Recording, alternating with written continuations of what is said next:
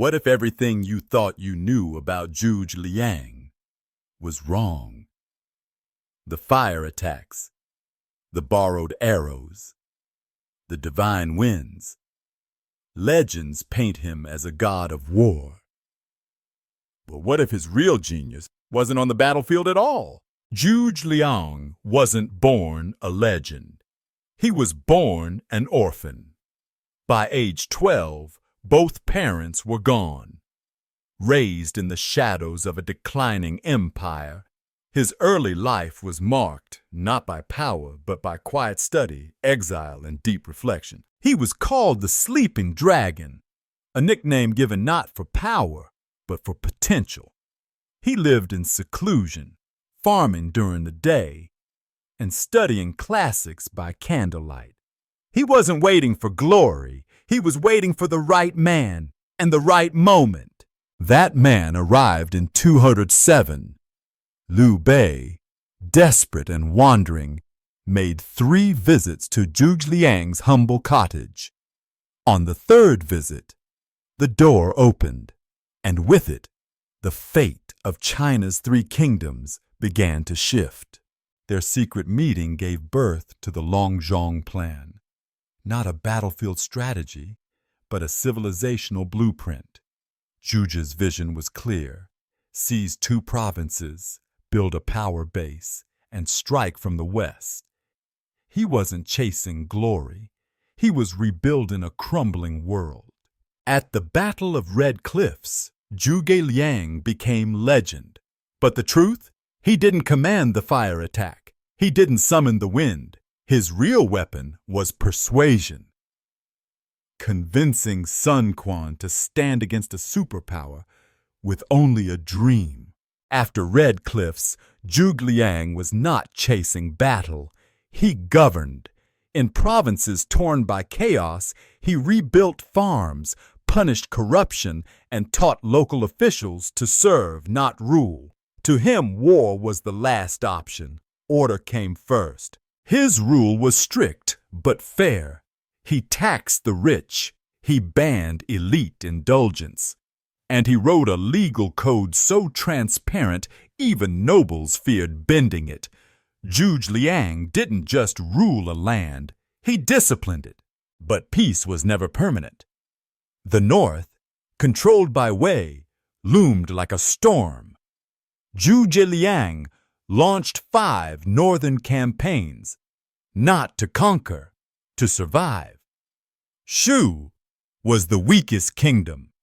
If they didn't strike first, they might not get another chance. His armies marched with silence and order.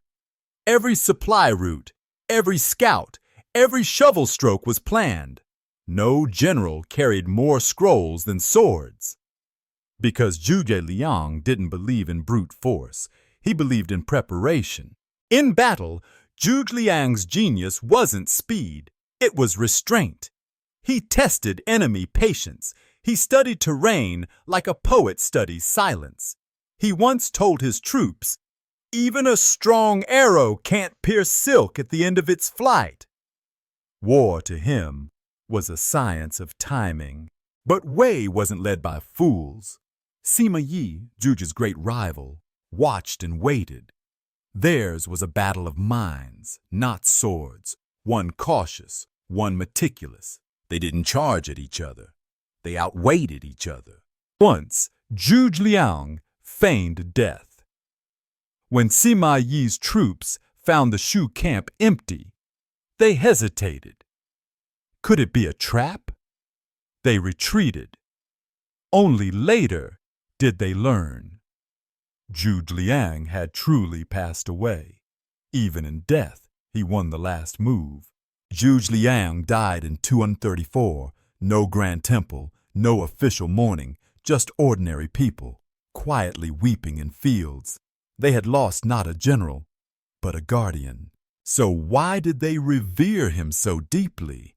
Not because he fought, but because he never stopped serving. He lived simply, worked relentlessly, and never once enriched himself. To his people, he was the last honest man in a world of ambition. His legacy wasn't carved in stone. It was built in law, in tax reform, in irrigation canals, in schools, in a city called Chengdu, once torn by war, now known for silk, scholars, and peace. He wrote a legal code so fair, later dynasties copied it. He set limits on noble power and made the government not a throne of privilege, but a tool for the people. He could have ruled. Liu Bei told him, "If my son is unworthy, take the throne yourself." But Zhuge Liang refused. Not once did he betray his vow of loyalty. He believed in duty, not dominion. There are thousands of statues of Zhuge Liang today. But the real man wouldn't want marble. He'd want good roads, well-fed farmers, and young minds reciting the Analects under shade trees, not palace halls. Zhuge Liang lived not for war, but for order, not for power, but for service. In a world torn by ambition, he chose clarity, patience, and law. That's why he still matters, not as a myth, but as a mirror for what leadership could be. Zhuge Liang's reforms weren't glamorous. He didn't build golden palaces. He built salt works, steel furnaces, canals that saved crops from drought. While others sought statues in their image, he quietly rebuilt an economy from ash.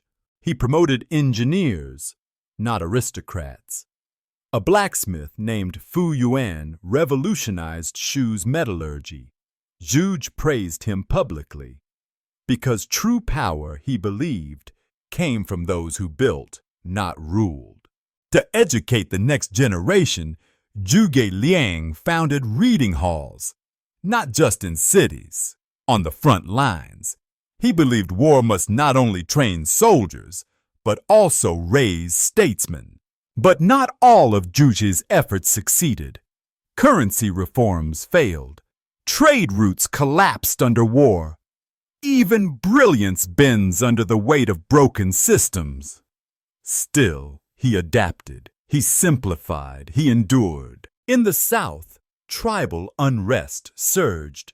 Rather than crush it, Zhuge Liang chose diplomacy. He captured the rebel king, then let him go.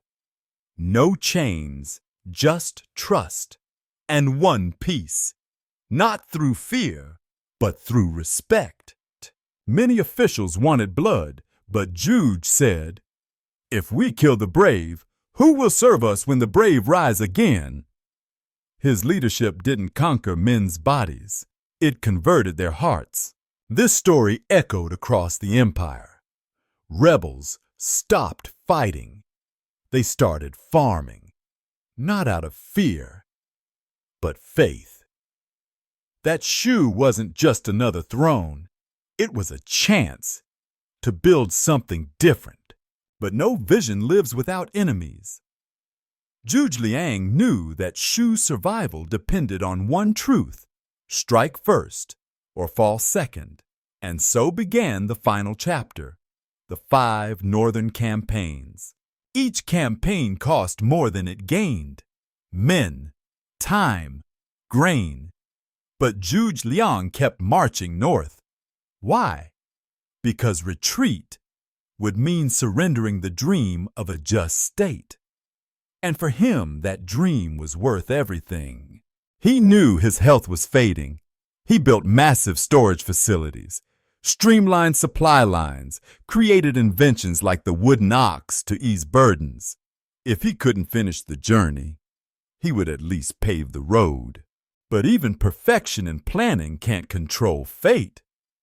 In his final campaign, Zhuge Liang fell ill. Still, he rose each day to write dispatches, to inspect rations, to read the stars, until the stars grew silent. He passed quietly in 234, not in triumph, not in battle, but hunched over strategy scrolls, still planning, still worrying about the future. Even in death, he left orders for the next morning. When news reached Sima Yi, he didn't cheer. He paused, then whispered, "I've lost my greatest opponent." The man he had feared, had respected, was gone. But Zhuge Liang's death didn't erase his legacy. In the decades to follow, he became myth, a sage, a god, a whisper in battlefields. And yet, the man behind the myth had always been more impressive. He wasn't flawless. He wasn't invincible.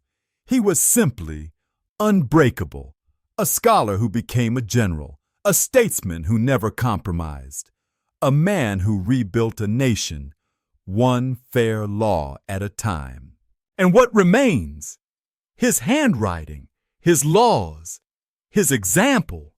The world forgets empires, but it remembers integrity. Zhuge Liang didn't just fight wars. He taught us how to lead when everything is falling apart. Even today, leaders invoke his name. In China, his wisdom is taught in schools, his strategies analyzed in war colleges, his loyalty admired by politicians, even those who don't live up to it. But Zhuge Liang would hate being worshipped. He believed in results, not statues. He once said, "I have no desire for fame, only for order." His dream wasn't to be remembered, it was to restore harmony. So when you hear tales of divine winds, of trick arrows and ghostly mazes, know this: the real Zhuge Liang didn't need magic.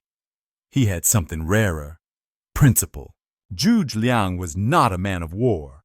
He was a man of order, a man of law, a man who believed that even in chaos, one voice, if it stays calm, can still move history. His true battlefield was not the front lines.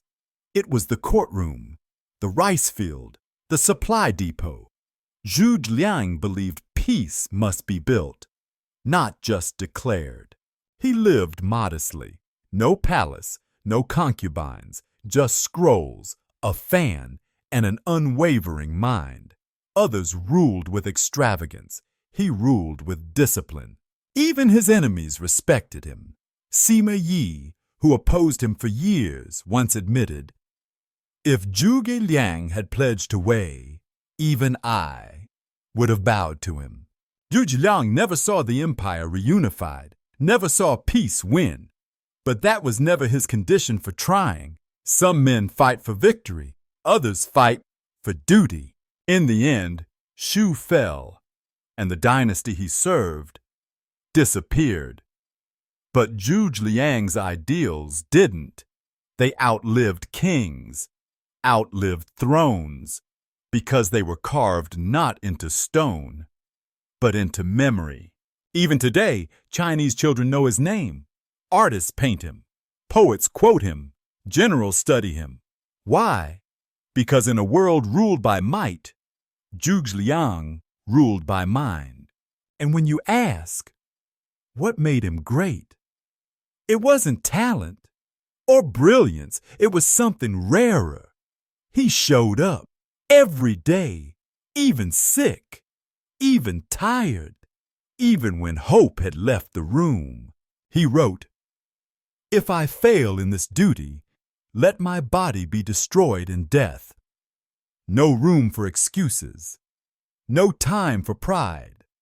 Only responsibility. Only the mission. So, who was the real Zhuge Liang? A warlock? A trickster? No. He was a civil servant, a grieving son, a reluctant leader, and above all, a man who chose principle over everything else. This is not a story of magic.